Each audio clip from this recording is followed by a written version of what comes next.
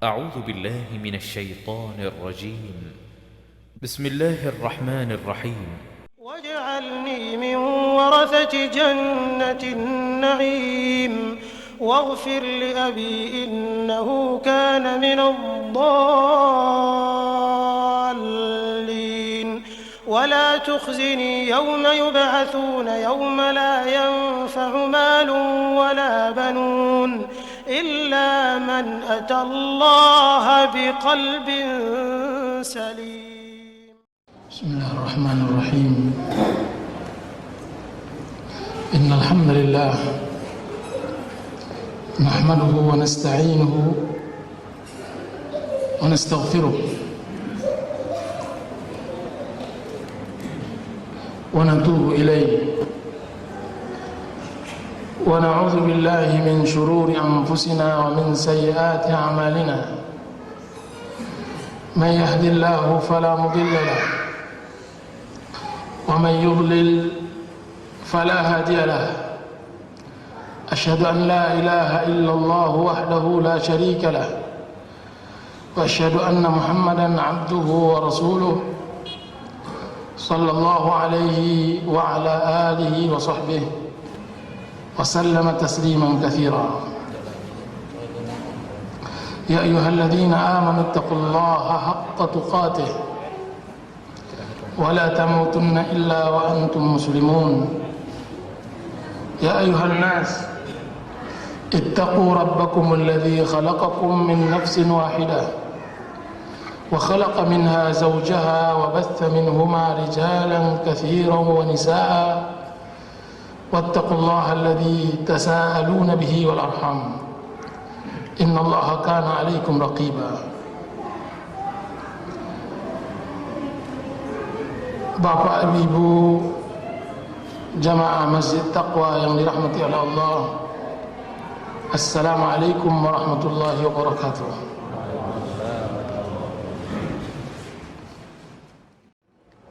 Jika seandainya Allah Subhanahu wa taala menginginkan kebaikan kepada seorang hamba, maka Allah Subhanahu wa taala uruskan hatinya.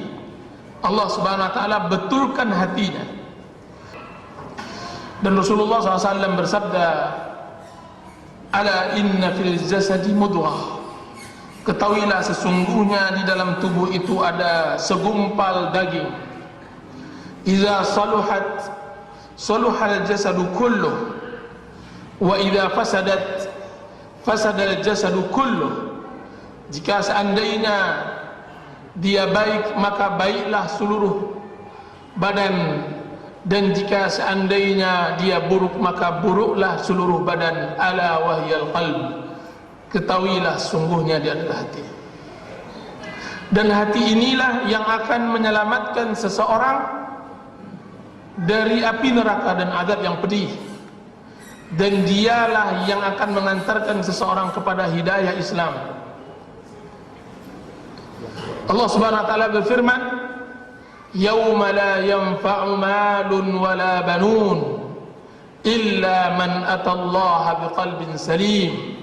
Sesungguhnya pada hari tersebut tidak ada manfaat bagi mereka harta maupun anak, kecuali yang datang kepada Allah Subhanahu wa taala dengan hati yang bersih. Jadi qalbun, hati yang bersih yang akan bisa menyelamatkan seseorang dari azab Allah Subhanahu wa taala. Rasulullah SAW bersabda tentang permasalahan hati ini, bagaimana membuat seseorang meninggal dalam keadaan su'ul khatimah atau husnul khatimah, meninggal dalam keadaan seseorang tersebut beramal saleh atau beramal taleh. Maka Rasulullah SAW bersabda, "Inna ar-rajula la ya'malu bi'amali ahli jannah hatta la yakunu bainahu wa bainaha dhira' fayasbiqu alayhi al-kitab fayamalu bi'amali ahli an-nar fayadkhuluha." Sungguhnya seseorang beramal dengan amalan penduduk surga sampai antaranya dengan surga tersebut tinggal sejengkal, kemudian kitab takdir Allah Subhanahu wa taala mendahuluinya, kemudian dia beramal dengan amalan penduduk neraka, maka dia masuki neraka tersebut. Wa innar rajula la ya'malu bi 'amali ahli an-nar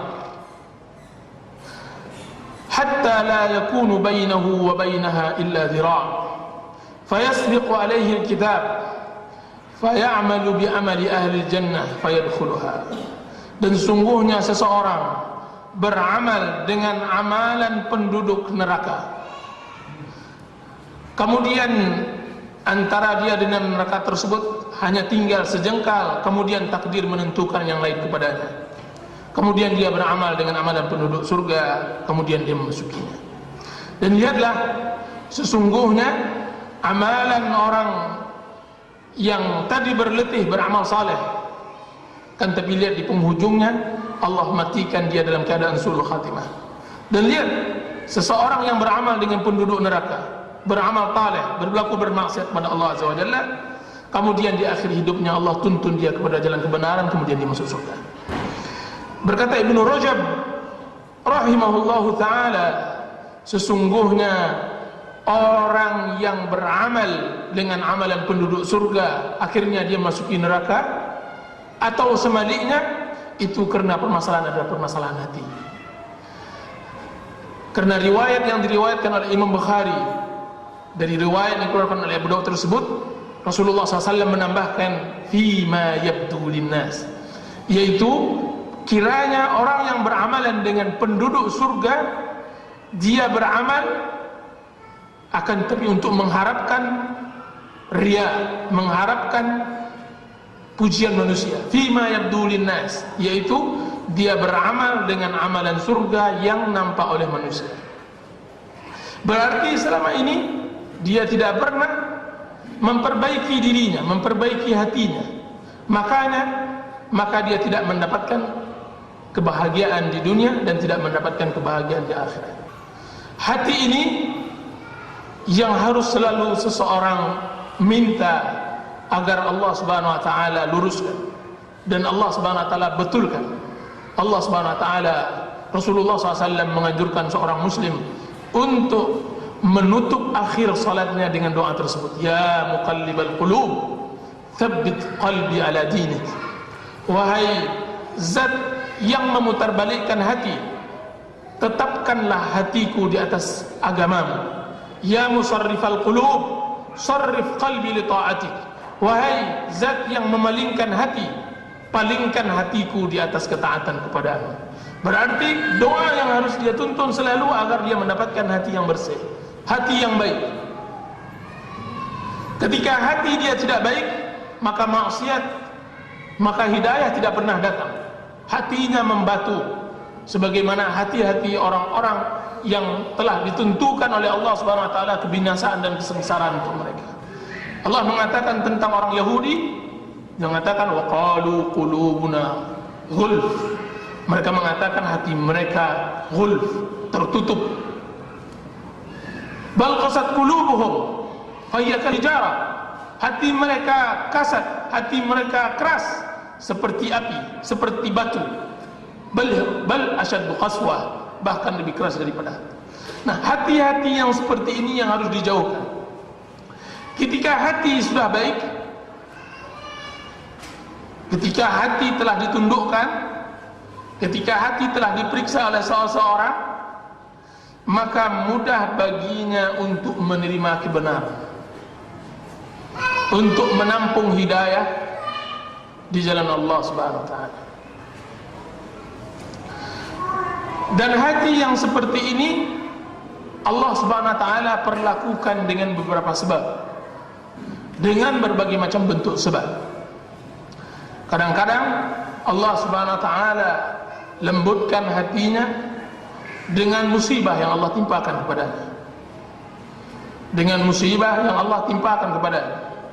Ketika dia dalam kesenangan, dalam sehat walafiat, dalam kenikmatan, dalam rezeki yang cukup, dia tidak pernah sadar.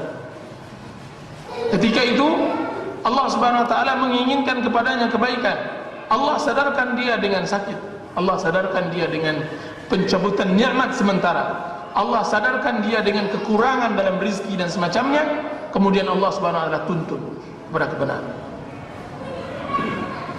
Kadang-kadang Allah Subhanahu wa taala luruskan hatinya ketika dia berada di puncak-puncak dia berbuat maksiat. Allah sadarkan dirinya. Ketika dia berada di puncak-puncak maksiat, Allah sadarkan dirinya. Itulah yang Allah Subhanahu wa taala sebutkan di dalam surat Al-Iqra. Allah katakan, kalla innal insana la yatgha ar-ra'ahu istaghna inna ila rabbikar ruj'ah. Tidak sama sekali, sungguhnya manusia berada di puncak luar batas, di puncak-puncak kezaliman, kediktatoran.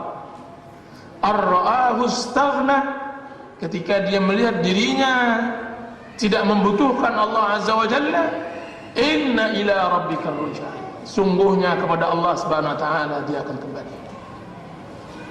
Orang yang berlaku maksiat, Allah kadang-kadang tuntun.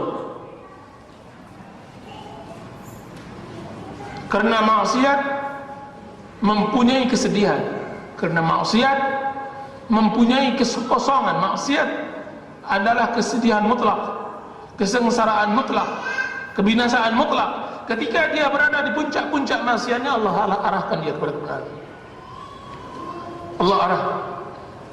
Ketika dia sudah banyak menzalimi anak manusia, makhluk sesamanya, Allah arahkan dia kepada kebenaran. Ketika sudah begitu jauh dia terjerembab ke alam maksiat, minum khamar, narkoba, obat-obat terlarang dan semacamnya, Allah arahkan dia kepada kebenaran. Di puncak-puncak seperti itu. Contoh yang layak kita berikan, seorang pemuda yang telah membunuh 99 orang.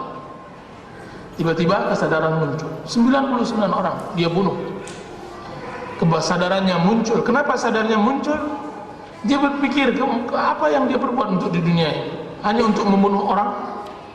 Hanya ketika marah kemudian dia bunuh orang, dia tumpahkan darah, timbul kesadaran. Ada orang yang berbuat maksiat ketika berada di puncak-puncaknya, timbul kesadaran, mau apa saya di dunia ini? Ketika dia sudah habiskan semua kenikmatan dunia, dia habiskan semua yang haram, dia tidak peduli dengan larangan dan perintah Allah Azza wa Jalla, timbul kekosongan pada dirinya, mau apa dia? Akhirnya dia balik, dia pulang ke kampung, taubat kepada Allah Azza wa Jalla.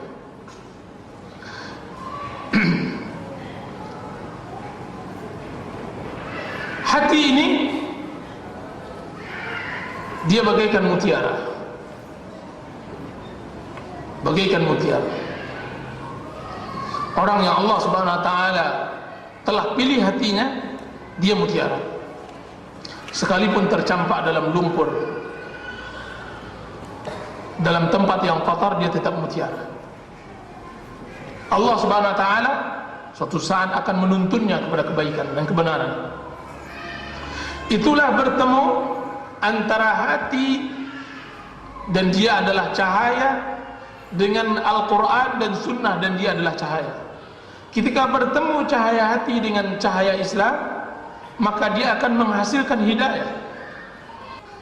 Maka Allah Subhanahu wa taala mengatakan dalam surah An-Nur, Allahu nurus samawati wal ard, mathalu nurihi kamishkatin fiha misbah, al-misbahu fi zujajah, az-zujajatu ka'annaha kawkabun durri, yakadu zaituha yudhi'u walau lam tamsashu nar, nurun ala nur, wallahu yahdi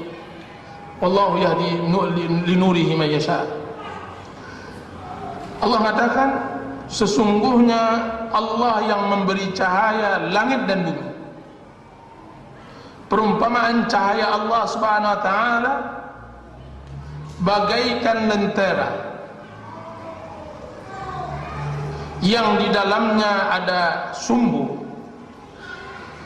di dalamnya ada api.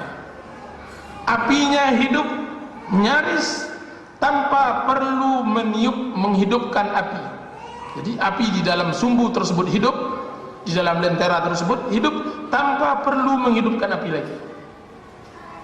Nurun ala nur, cahaya di atas cahaya. Ibnu Qayyim rahimahullah ta'ala menyebutkan tentang tafsiran ayat ini, nur di atas cahaya, dia adalah cahaya hati dengan cahaya hidayah Allah Subhanahu wa taala. Cahaya hati yang bersih, kemudian cahaya hati, cahaya dari Al-Quran dan hadis. Sungguhnya Al-Quran adalah cahaya. Sungguhnya Al-Quran adalah cahaya. Bagaimana seseorang mengetahui hatinya baik, hatinya layak untuk mendapatkan hidayah oleh Allah Azza wa Jalla? Seseorang bisa melihat hatinya baik atau buruk dengan menilai hatinya apakah masih hidup atau tidak. Sungguhnya hati itu bagaikan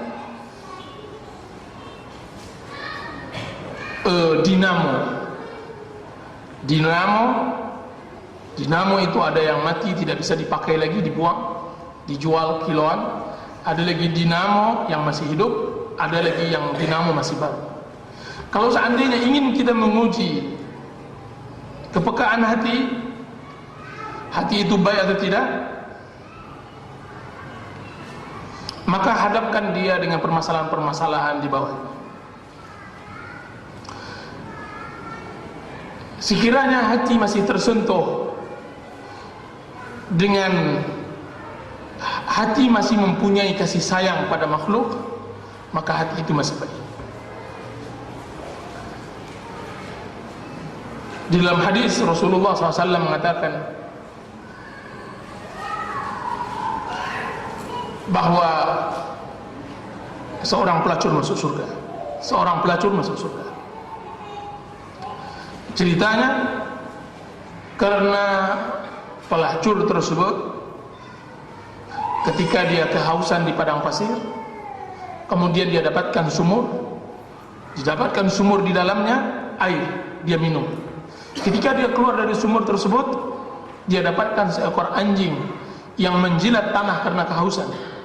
Maka dia merasakan bahwa apa yang dirasakan oleh anjing tersebut baru rasakan, bahwa dia baru merasakan haus, yang sekarang dia tidak lagi haus. Maka jatuh kasihannya kepada anjing tersebut, maka Allah masukkan dia surga. Allah berikan kepadanya taufik ke surga tersebut. Kasih sayang itu adalah menunjukkan hatinya masih baik. Di dalam hadis disebutkan bahwa seorang wanita dimasukkan oleh Allah Subhanahu wa taala ke neraka hanya disebabkan karena kucing. Diriwayatkan oleh Abu Hurairah radhiyallahu anha, dakhalat al-mar'ah an-nara fi hirratin habasatha. Seorang wanita masuk ke dalam api neraka karena sebab kucing yang dia penjarakan, yang dia ikat. Apa kata Rasulullah SAW? La hiya at'amatha wala atlaqatha ta'kulu min hashisil ard. Dia tidak biarkan, dia tidak beri makan kucing tersebut, kucing yang dia ikat tersebut tidak dia beri makan, dan dia tidak lepaskan sehingga dia bisa makan dari rerumputan tanah, di rerumputan yang dia temukan. Coba lihat, sampai Rasulullah mengatakan dia tidak biarkan kucing tersebut lepas sampai makan rumput. Begitu susahnya kucing tersebut, tapi biarlah, selagi ada di dalam hati wanita tersebut rasa kasihan terhadap kucing, berarti dia tidak akan masalah. Akan tapi bukan masalah terbunuhnya seekor kucing menyebabkan dia masuk neraka. Akan tapi masalah adalah tidak ada rasa kasih sayangnya terhadap makhluk Allah Azza wa Jalla. Jika seandainya kasih sayang di dalam hati tidak ada, bagaimana dia akan bisa beribadah kepada Allah Azza wa Jalla dengan baik? Bagaimana dia bisa bermunajat dengan Allah Azza wa Jalla dengan baik? Bagaimana dia bisa merendahkan diri kepada Allah Azza wa Jalla? Bagaimana dia bisa mengagungkan Allah Azza wa Jalla di dalam peribadatannya kepada Allah Azza wa Jalla? Hatinya tidak pernah tersentuh dengan sesuatu hal yang yang menyentuh hati. Hatinya batu, hatinya kasar, hatinya tidak pernah sedih ketika melihat sebuah kejadian yang sedih. Hatinya tidak pernah menangis, sebagaimana matanya tidak pernah mengeluarkan air mata ketika melihat si fakir tidak mempunyai apa-apa di dalam hidup. Ketika seseorang yang membutuhkan tidak memiliki apa-apa di dunia ini, dia tidak pernah tersentuh. Ketika ada kerabatnya yang meninggal, dia tidak pernah menangis. Kalau seandainya hatinya seperti itu, maka berbahaya. Sekalipun dia salat, sekalipun dia bisa menjalankan zahir amalan ibadah, belum lagi dia merasakan ibadah, belum lagi merasakan ibadah. Nah, tanda hati yang baik adalah hati yang lembut. Kalau seandainya dia diingatkan, maka dia teringat. Kalau seandainya dia dinasihati, maka dia akan menerima nasihat tersebut. Hati lembut. Apa kata Rasulullah SAW? Al-Yaman Yaman. Penduduk Yaman adalah penduduk yang penuh berkah. Dalam sifat lain disebutkan, akan datang kepada kalian penduduk Yaman yang mereka mempunyai hati bagaikan hati burung. Bagaikan hati burung. Sesungguhnya hati burung adalah lembut hati. Dan Allah Subhanahu wa taala mensifati penduduk Yaman dengan orang-orang yang punya hati yang lembut, tidak kasar. Hati yang lembut ini, dia yang akan mengantarkan seseorang kepada hidayah yang benar. Jika seandainya dia mengasihi manusia, mengasihi orang lain, maka yang paling berhak untuk dia kasih adalah dirinya. Jika seandainya dia takut kesengsaraan kepada orang lain, maka seharusnya yang berhak dia takutkan kesengsaraan dan kebinasaan adalah dirinya dahulu.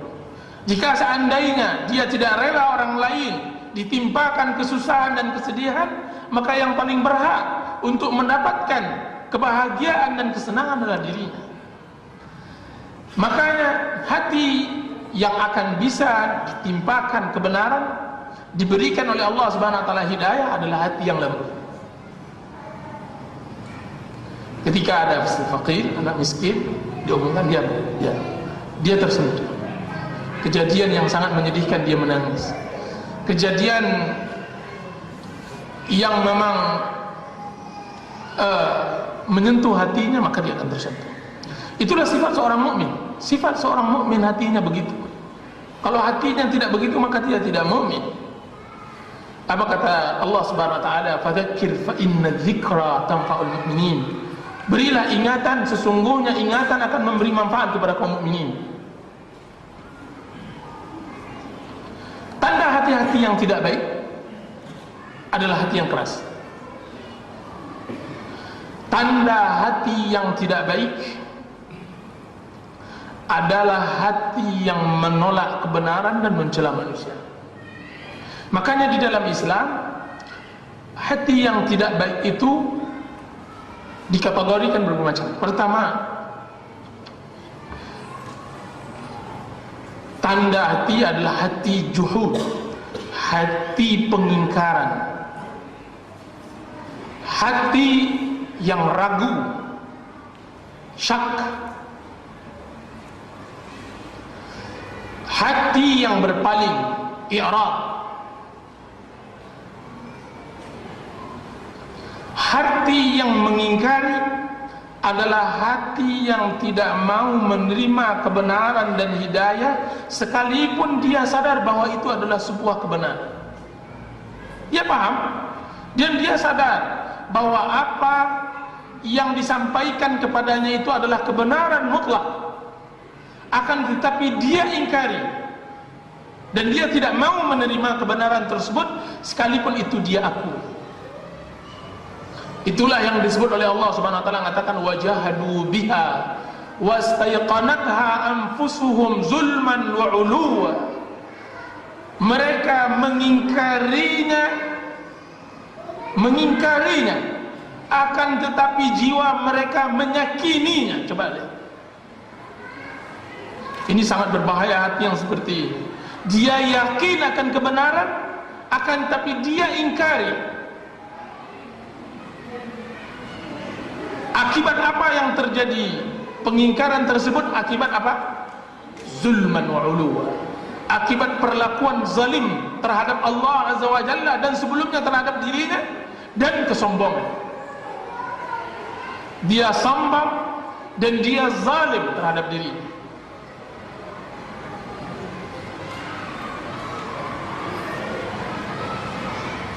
Dan yang kedua, kufur asyak, kufur atau yang saya katakan hati yang selalu ragu dan bisa mendatangkan kekufuran.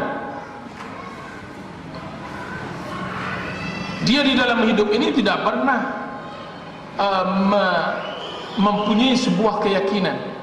Dia membangun sesuatu kebenaran di atas keraguan. Tidak pernah dia pernah yakin. Dia tidak pernah benamkan dirinya dalam keyakinan. Dia bangun semuanya di atas keraguan, syak.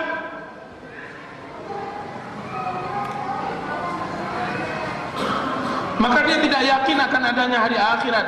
Dia tidak yakin akan adanya azab Allah Subhanahu wa taala dengan nikmat Allah yang Allah berikan di surga. Dia tidak yakin akan itu.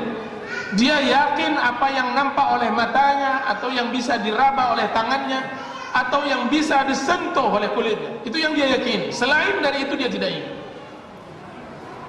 Nah, hati yang seperti ini adalah hati yang sulit bisa mendapatkan hidayah kepada Allah SWT. Hati i'rad, hati yang berpaling. Hati yang berpaling adalah hati yang tidak mau menerima kebenaran secara mutlak. Tidak mau. I'rad, tidak mau menyentuh, dan dia tidak mau. Sadar bahwa dia kadang-kadang membutuhkannya, akan tapi dia tidak mau menyentuh.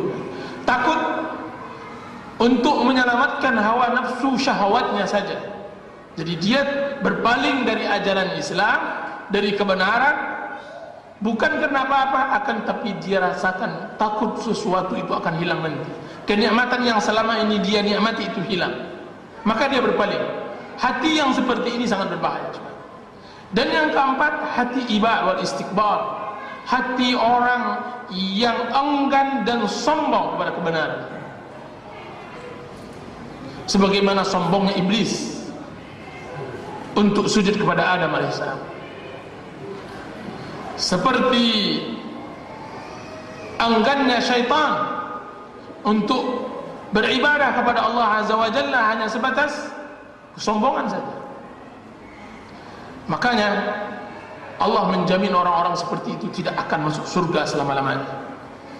Rasulullah SAW mengatakan, la yadkhulul jannata man kana fi qalbihi mithqala dzarratin min kibr. Tidak akan masuk surga seseorang yang ada di dalam dirinya sebesar biji zarrah dari kesombongan. Ketika ditanya oleh para sahabat Rasulullah SAW, ya Rasulullah, sesungguhnya seseorang menginginkan pakaiannya bagus, sandalnya bagus, apakah itu sombong? Maka Rasulullah katakan, mendefinisikan tentang sombong, sombong al-kibru batrul haqqi wa ghamtun nas. Kesombongan dialah yaitu menolak kebenaran dan mencela manusia. Menolak kebenaran, kemudian dia mencela manusia. Jadi dia tidak mau melaksanakan kebenaran bukan karena kelemahan dan kekerdilan dirinya, akan tapi dia tutupi kelemahan dirinya tersebut dengan menolak kebenaran, dan juga dia menolak orang yang membawa kebenaran tersebut, mencelanya, memburukkannya. Kalaulah itu terlaksanakan oleh seorang hamba, maka jarang-jarang dia akan bisa mendapatkan hidayah. Berpalinglah darinya, cari orang lain selain dari dirinya tersebut. Sungguhnya hatinya termasuk hati-hati yang telah menjadi dinamo mati yang seharusnya dibuang ke tong sampah neraka jahanam. Tong sampah neraka jahanam. Dan kita berlindung dari hati yang seperti itu. Allahumma inni a'udzubika min qalbin la yakhsha. Ya Allah, aku berlindung kepadamu dari hati yang tidak bisa khusyuk. Wa min 'ainin la tadma, dan dari air mata dari mata yang tidak berair. Wa min ilmin la yanfa, dan dari ilmu yang tidak bermanfaat, dan dari ilmu yang tidak bermanfaat. Kita berlindung kepada Allah Azza wa Jalla dari hal-hal yang seperti itu. Mudah-mudahan Allah Subhanahu wa taala memberikan kita manfaat. Sallallahu ala nabiyina Muhammadin wa ala alihi wasallam. Wassalamualaikum warahmatullahi wabarakatuh. Waj'alni min warathati jannatin na'im waghfir li abi innahu kana min ad-dallin.